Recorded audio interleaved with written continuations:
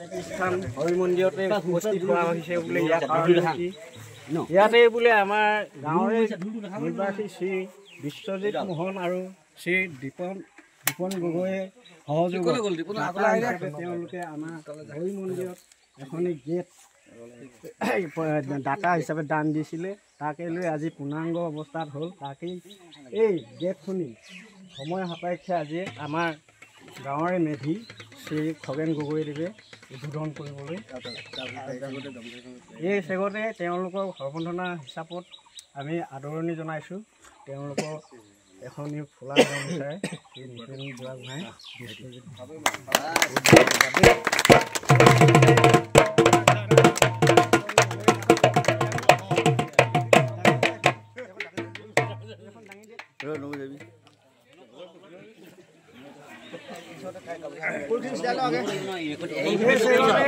আমাৰ গাঁৱৰ মেধি ফুলাম গামোচাৰে সম্বোধনা জনোৱা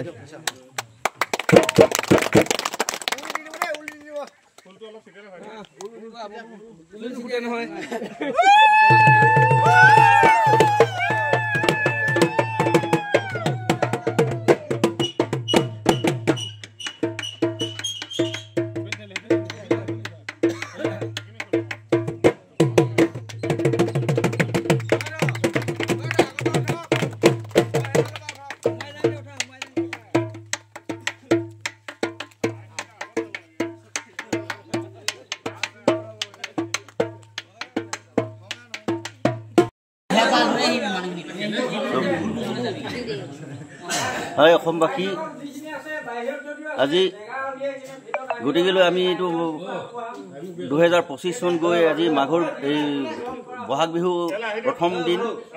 গতিকেলৈ আজি সমূহ অসমবাসী ৰাইজলৈ আমাৰ দুখনীয় গাঁওখনৰ টুপচিঙাবাসীৰ ওজন চুকৰ নামঘৰত আজি আমি প্ৰথম বিহুত সকলোটি ৰাইজে আহি আমি এয়া বহু মৰম চেনেহেৰে বিহুটো সুকলমে যাব বুলি আমি ধূপকাঠি জ্বলোৱা হৈছে।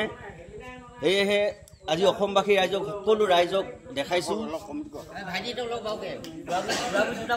আৰু আমাৰ আজি নামঘৰত প্ৰথম গেট আমাৰে টুপচিঙা গাঁৱৰ যুৱক শ্ৰী বিশ্বজিৎ মোহন তেখেতে আজি আমাৰ টুপচিঙা এই নামঘৰটোৰ গেটখন এখেতে আজি আমাক দিছে। বহুত আমি ভাল পাইছোঁ। এজন হ'ল বিশ্বজিৎ মোহন আৰু সেই গেটখন শিল বালি মানে পৰিণিত কৰিবলৈ দিছে আমাৰ এই যুৱক এজন দীপন গগৈ। এই দীপন গগৈ তেখেতে মানে এই শিল বালি মানে কোচবিলাক আৰু ৰোডবিলাক এখেতে দিছে।